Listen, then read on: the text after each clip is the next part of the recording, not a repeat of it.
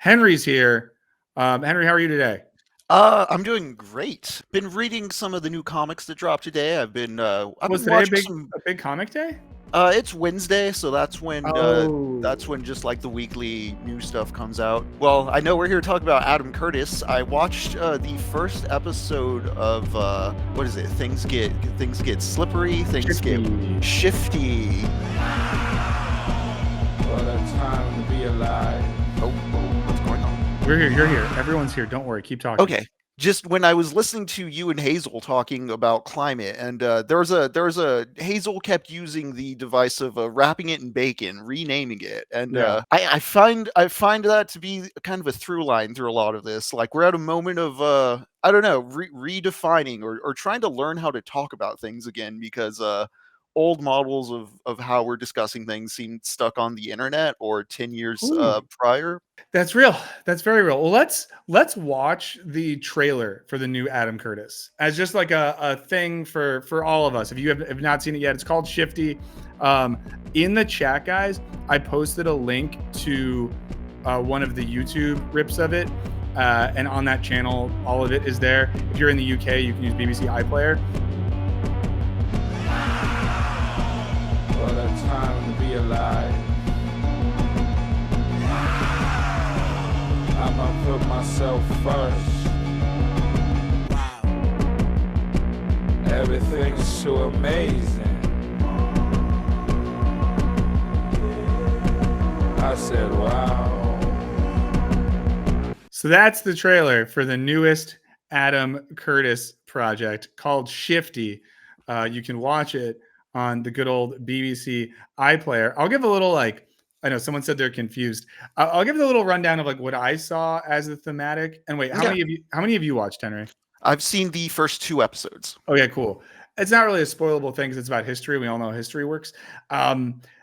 My overarching takeaway and summary of what Adam Curtis gets into in this one is the idea that people in a certain era believed that the world was predictable and understandable by certain mechanisms, whether those be economic. He uses the Stephen Hawking thing to talk about physics, or traditional models of political power. But in the same way that Hawking discovers that the laws of physical reality are shifty, are in flux, are not consistent in a precisely mathematical way, as power is given over to economic markets and things like that, things become less predictable and more chaotic. And as political power turns into financial power, a lot of things turn to shit. Yeah. So he talks about like Thatcherism and the policy of monetarism, and monetarism being this very logical, mathematical, like on paper, if we apply this to the system will respond in this way. Everything's clean and clear. The application of that sort of both monetarism as a policy, but that sort of like modernist thinking about economic theory and scientific theory, that like we have certain and absolute principles we can apply to reality. That coming into clash with when actually put into practice the material reality and the way people behave and react not being mathematical and logical, and so you start questioning the reality everything's built upon because your language isn't doing anything to change what's on the ground. In fact, the ground's not listening and going some completely different direction. Curtis sums it up really well at the end of episode 1 when he talks about how the industrial age was being deconstructed, factories are being shut down, the monetarism's causing inflation, the economy's breaking down, but the language had yet to caught up, and like a lot of like the narratives and metaphors people were speaking of, they applied to something that wasn't there anymore. And so as we're in this age of like shifting power or purpose of what the presidency even is in the age of the internet, how do we talk our way out of this? Is it possible to talk our way out of this? Is it too shifty? Yeah. Well, and then something that, and he gets into this a little bit later in the things. It's like 5 episodes, I think.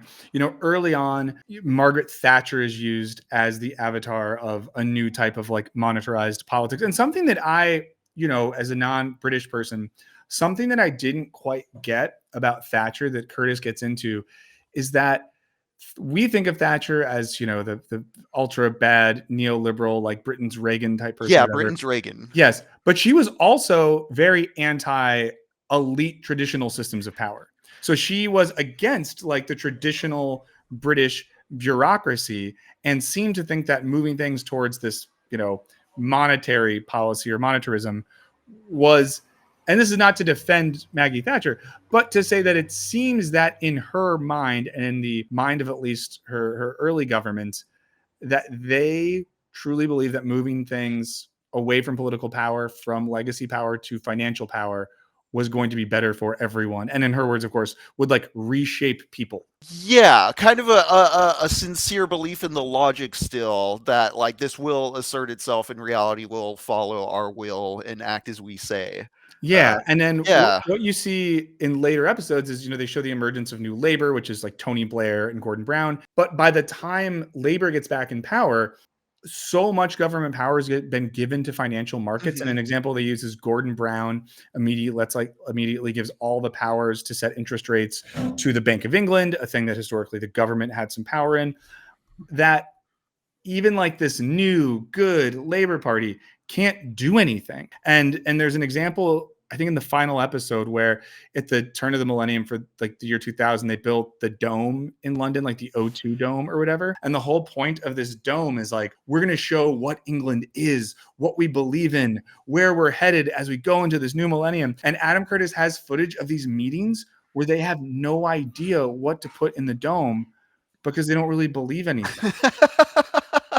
Or anything. Like it's almost insane to watch happen because it all boils down to platitudes like work, access to education, efficiency in medical technology. And by the end of this, it does seem like Curtis is painting a world, and I've heard him say this in some interviews, where there's no coherent ideology and no one really believes in anything anymore. Yeah, and it gets into just the what he calls in his work individualism, which I really appreciate, because when we're talking about like needing to talk about this in new ways or in more parsable ways, neoliberalism, we're all guilty of this, I think, just maybe sometimes using it a bit too much or too quickly or in a way that assumes people are on board with like what's being assumed with the use of the term. But the way Curtis doesn't really talk in that sense about it throughout his work, but instead he uses individualism. I've always found it interesting that he's able to make it into a how does the macro narrative parse down to that individualist level,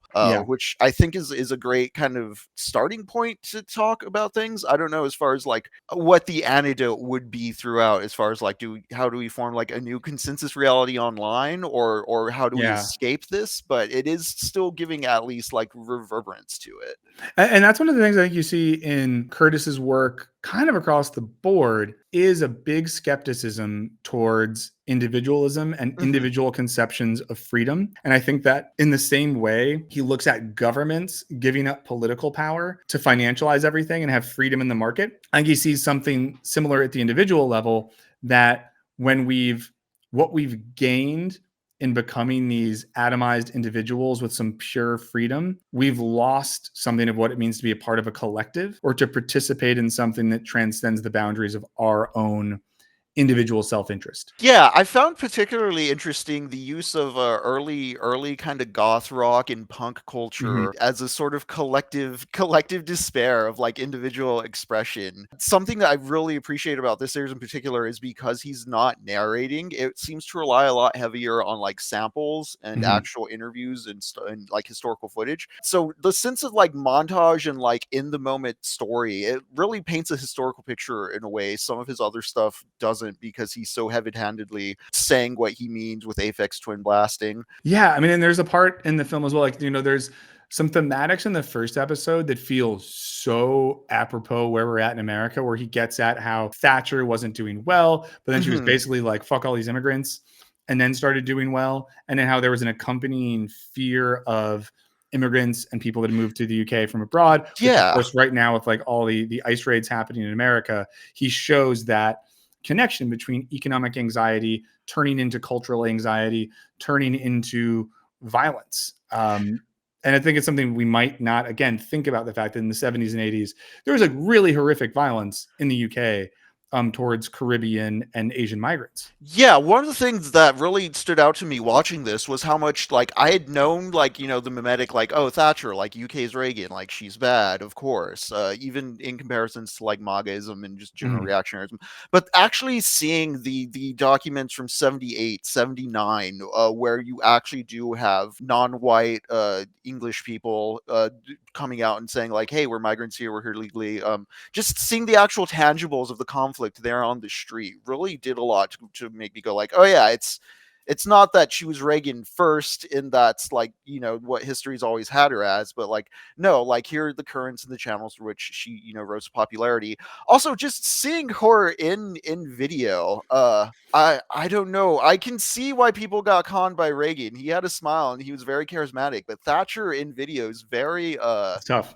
Dry, tough. There's an interview very early on with like a middle-aged British dude who's just like, I don't go outside, I don't go to movies, I don't want to offend my wife, I don't want to offend anyone, I'm just sitting here waiting to die in a box. I've completely given up. I'm just really it sounds ridiculous to you, of course, and you won't believe it, and none of the people who see this will believe it, but I'm just waiting to be measured up to the old box.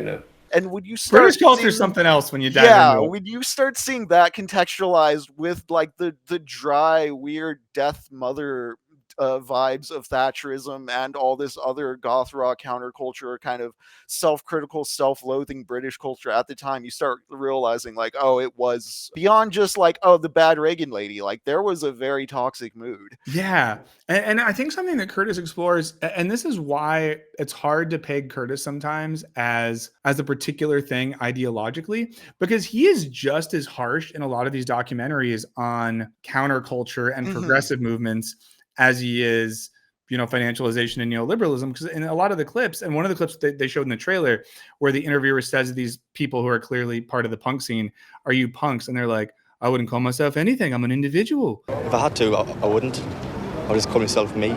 A shout out to anyone from Newcastle or that area. I'm sorry for butchering your accent. But he seems to really get into the way in which, like, as that felt like there was no mechanism for power or ideology, people then just fall into being skinheads, being punks, being whatever, but still under this way of like, but I'm just an individual, even if they're clearly a part of like a thing, this obsession with individuality, individual expression, individual achievement, and the way in which that's like a coping mechanism for a loss of actual power. He really dug into Tupac Shakur in Can't Get You Out of My Head in that respect, is like the ultimate totem of like this individual taking like, this radical American tradition and sort of turning it into like an individual performance. Yeah.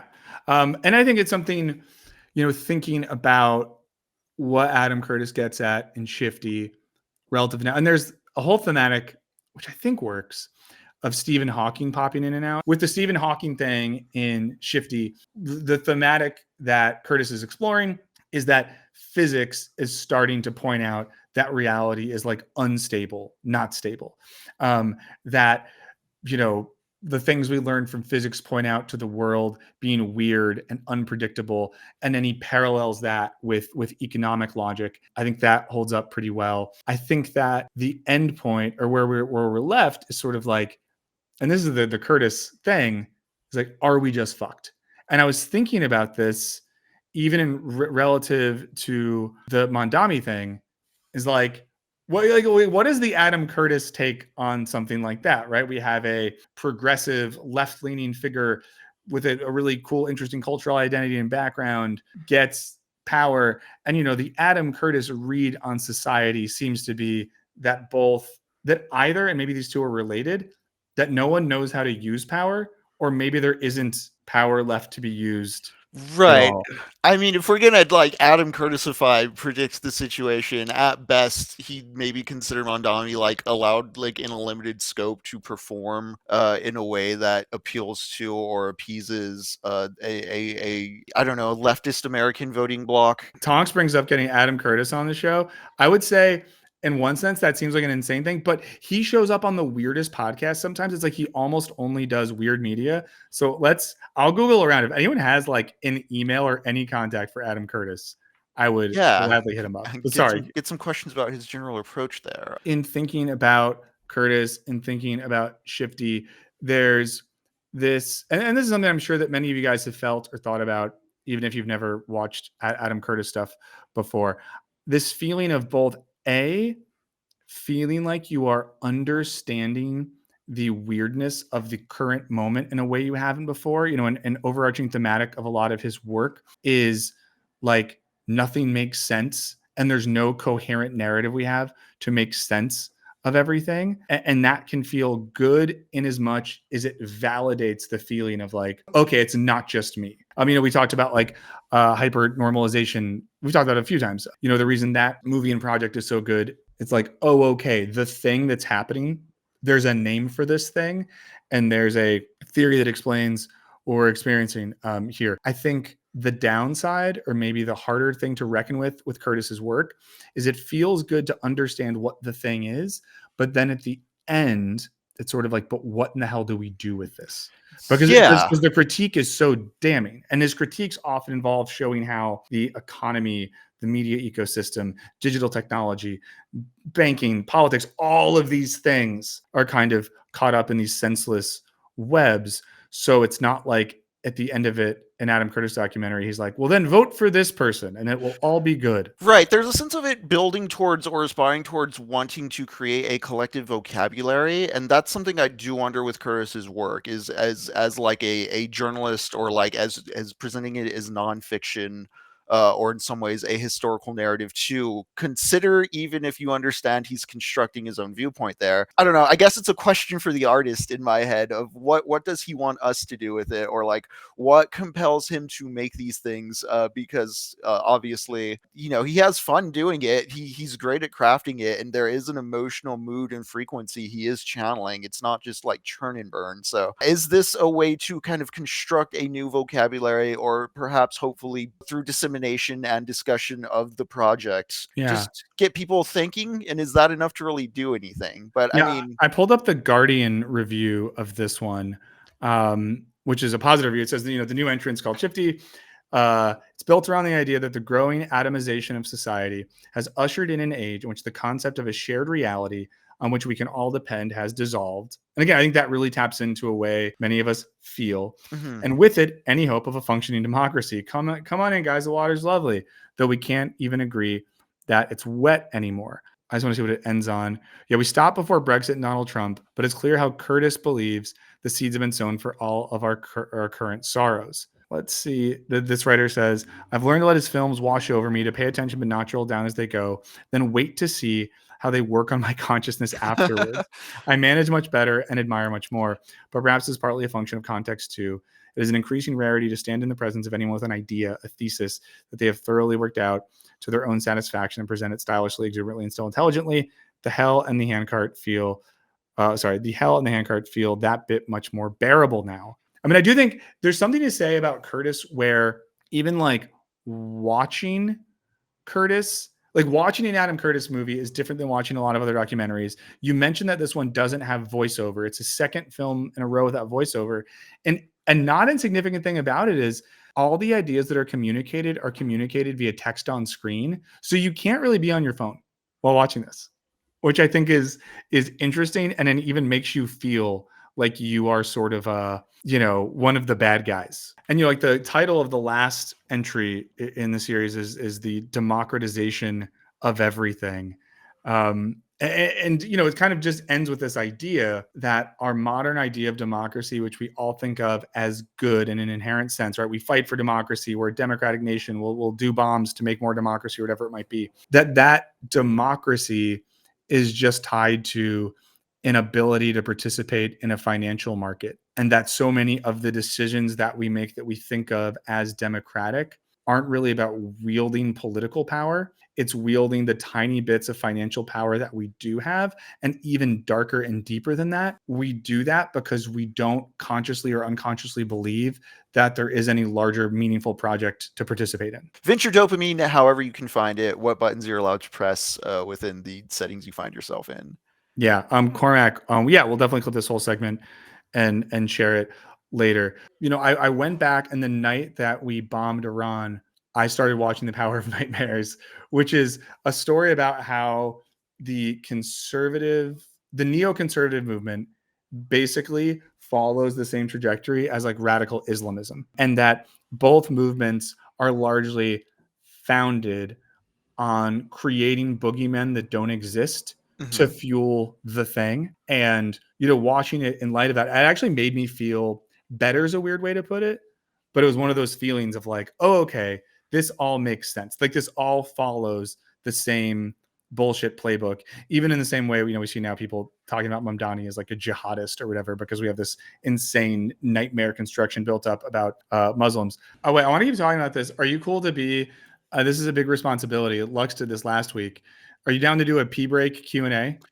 Yeah, sure. This is where I take a pee break for 2 minutes, and then you have to answer any questions that people have. If you don't ask any juicy questions, I'm just going to talk about 28 years later. It's kind of fresh on the dome. I've been thinking a lot about it, but let's see. Burns, you got to go. Okay, I'm gonna go do that break. Okay, guys, got to go do the pee break. Open Q&A right now for Henry. He's okay, just an MB on the screen, and I'm Henry here with your questions. My favorite Kevin Smith movie, Dogma, and/or opinions. I think season 1 is a funner overall experience than season 2. Season 1 has really tightly wound set pieces. The prison escape, of course, the bank heist, the general like getting off planet, and yeah, I like a lot of like season 1 on an economic level. I like what season 2 is aspiring for on an ideological level. But it doesn't have anything as tightly constructed as the prison break. So it doesn't exceed season 1 for me. Season 1's a very good multi-layer kind of slice through, like, this is what like living at certain levels of the underclass in the Empire is like. Here's a haptic sense of how bad things are in the Star Wars universe if you're not a Jedi or, on the fringes of things. I feel season 2 was more concerned with bridging itself into the canon or continuity in ways I don't find priority in my entertainment in the same way that just the thrill of breaking out that prison was in season 1. Deltarune, I have no thoughts. I just know I want to play it. The yoga ball is silver, by the way. Honestly, I know a bit of Roki Orbison. I like the track If You Have Ghosts. Some of his solo stuff. I don't really know the Grateful Dead as much as I'm surprised I don't, considering how much of a guitar head my dad is and how many other deadheads I know in my orbit. What's like up? Who? I don't none here. I came back certainly. at a good time. I kind of referenced this before, and I feel comfortable saying this now. We've done some optimism on this show to be a little less American and a little more British, a la Adam Curtis. It is hard to not see in the Mamdani victory of that primary, a couple things. One, which I mentioned before, was an immediate fear that a lot of people with a lot of money are going to try to fuck this up before the general election. That Cuomo is most definitely probably going to run as an independent, and he will be funded by some of the richest assholes in the entire world. Bracketing that, it's hard not to think about how even when good people or people with political principles that we agree with and we feel like are ultimately humanistic and egalitarian, when they are put in positions of power, and this is the Curtis move, they still exist within systems that they do not have control over. And many of those systems are either explicitly or implicitly driven by financial markets. So in a sense, it does feel like people like Mamdani are like basically set up to fail. It's hard to not have a certain skepticism about how this all plays out. So I'm wondering what you're thinking about. I do expect some kind of election interference. I'll leave it. I don't want to say to what extreme degree because my mind goes some dark places. But I do think between now and August we're going to see some bullshit as far as just trying to either run Cuomo as independent or otherwise interfere with the campaign. I do think it's one of those things where, as we're going forward, it's when he got questioned about Israel by Stephen Colbert, it was one of those moments of like, oh shit, this is kind of weird. Why is Stephen Colbert going there? But it also gave Mamdani the chance to, at that level of visibility, deflect the question, or not deflect it, but diffuse it and answer it and kind of just show who he is. And and the way he's answering these questions is like just like a clinic. Yeah, and so it is an instance of like, if there is some sort of major sort of tampering or kind of just party fuckery as far as the machine trying to stop the thing from happening. I do think he is visible enough to where it does at least show people what's going on and like what maybe like other campaigns like may be able to do to mitigate that kind of thing if it's happening elsewhere. Yeah. Well, let me show you. This is from 3 hours ago. And this is, I'll make it smaller so we can see it. This is from the New York Communist Control Act. What the hell? Okay, this is a tweet from the New York Republican Club. A call to actions from the New York Young Republican Club. The radical Zohran Mamdani cannot be allowed to destroy our beloved city of New York. The Communist Control Act lets President Trump revoke his citizenship and promptly deport him. The time for action is now. New York is counting on you. Only 279 likes, 80-something repost. Just an example of the fact that like people are already trying to come up with political and legal mechanisms to get rid of this guy or deport or whatever it is. And it's right. Just well, but I do think, is this kind of where is something you were kind of getting at before, that even if people like Mamdani are to an extent, if not doomed to fail, doomed to never fully succeed, that it's still a mechanism for having these ideas in public, or even a mechanism for people seeing how the system really works and like what happens when someone challenges it. Stress testing the chains and the link to see where there's holes in the armor. Yeah, and I mean that may be copium on my end, or maybe just as my subject is like an American who's still working, chasing paychecks and kind of wants things to get better. I may be thinking still like, oh yeah, on an electoral level, that's how things have to happen. But I don't know. I'm wondering beyond that as well. We'll see how this plays out.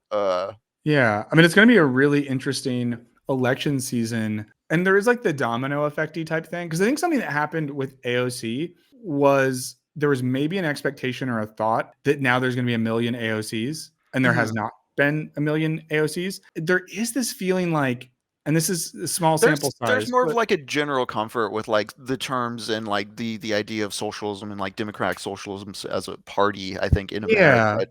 But because one of the issues again with like the first wave of the squad or even just AOC is sort of like, cool, you believe some cool shit, no one has your back. Like you don't have a contingent of power. But then it's like, if the mayor of New York City is a young socialist, if Kat wins a congressional seat in Illinois, there's various people around the country who the stuff does seem to have an exponential potential to create a kind of cadre of younger left-leaning political figures who are willing to speak directly to power in very honest ways, and that could be a thing. Yeah, I think of like Representative Greg Casar here in Austin, and just if you just again, if it's just me coping or being hopeful, like it's one of the ways I think you can still like potentially affect things is to get into that local level of like, okay, well, like what representatives or what local people can I support or help, or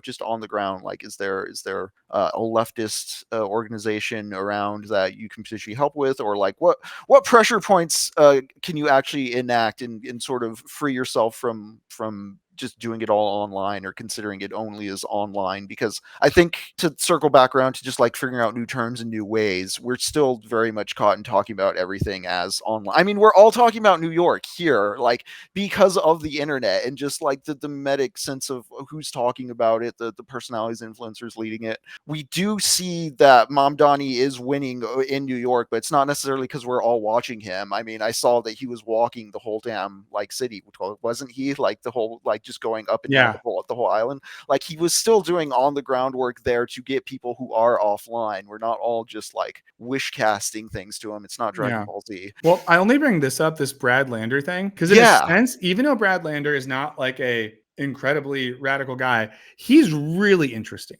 And I think I mean, he's really interesting because he's shown major cojones in putting his body on the line in going to immigration court in New York weekly. He got manhandled by ICE, and he seems to get that, like, you have to like put yourself out there. This is someone who could have easily pivoted and started doing some like bunk anti-Semitism critique stuff of Mamdani while also critiquing Cuomo and trying to make himself the guy. Instead, what he did was take a kind of principled stand with Mamdani. If you watch the Colbert thing, and he's a Jewish New Yorker, and they're talking about Israel, they're talking about anti-Semitism, and he does it in a way where he doesn't even need to like agree with Mamdani, but he shows how you can just be like a human.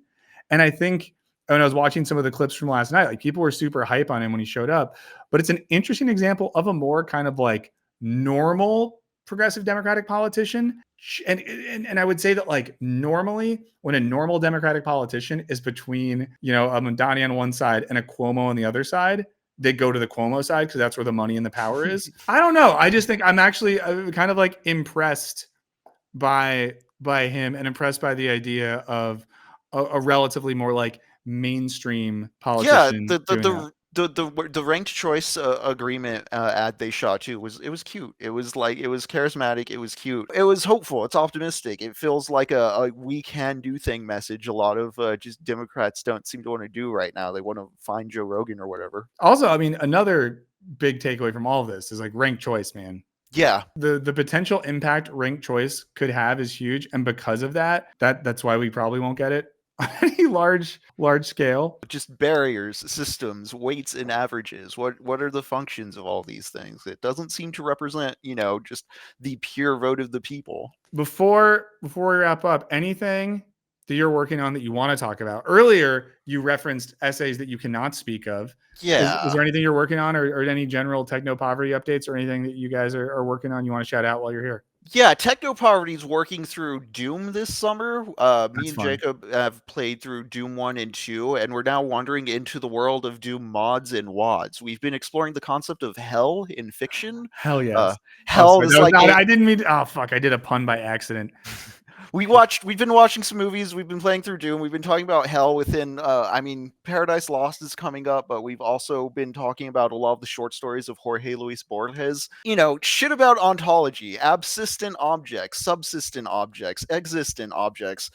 Just Doom as a channeling device for turning your weird nightmares into a 2.5D maze for other people to navigate and get lost in, and like absorb the language of another individual through level design. We're getting weird with Doom. We're going to be playing some of the weirder WODs that have come out over the years. Doom dropped in 1993. Its engine's infamously flexible and versatile. You can play it on a microwave. You could put it on your toaster. You could put it on a pregnancy test. It's kind of a meme at this point on the internet that you can play Doom on anything. But that engine has been used throughout the years to make independent games that a lot of them are just free access on the internet. And it's interesting to see the community that formed around Doom and this shared vision of hell and the shared engine of creating hellish levels. And just there's some horror games from it we're going to play, but yeah, that's what we're navigating. And we're looking at Doom's kind of community of modders and waters, and the more punk scene of Doom is compared to kind of the corporate history and kind of current corporate existence of Doom, which is also a completely different commercial object than the original now. So that's kind of what we're going through on TechnoPoverty. You can check us out on Twitch and YouTube, and in addition to wandering through hell on Doom, Lux and I are playing Shin Megami Tensei 3 on Tuesdays. That's another game. That's what you did last night, right? Yeah, that's another game about wandering the apocalypse, making pacts with demons, reconstructing and making sense of the world after it's been destroyed. So, video games and ludonarrative harmony and cognitive dissonance and the way we use digital objects to reconstruct reality and tell ourselves lies about reality. And just how this all feeds into conceptions of the popular idea of hell that we see historically in all kinds of writing and movies, cinema, religions, of course. But yeah, we're having a hell of a summer. Awesome. Well, Henry, I'll let you go, and then I'm just going to say a quick goodbye and wrap things up. So everyone, give Henry some love in the chat. Thank you for coming on to talk about that. Henry will be back soon. Henry, I'll hit you up soon as well, talk about other stuff. Thank you for being here. Yeah, great hanging with you. Thanks for having me on, Michael. Yay. Round of applause for our bud Henry. Of course, please do go follow TechnoPoverty. And if you're in Austin, Texas, just follow Henry. Find him leaving the house. Follow him wherever he goes.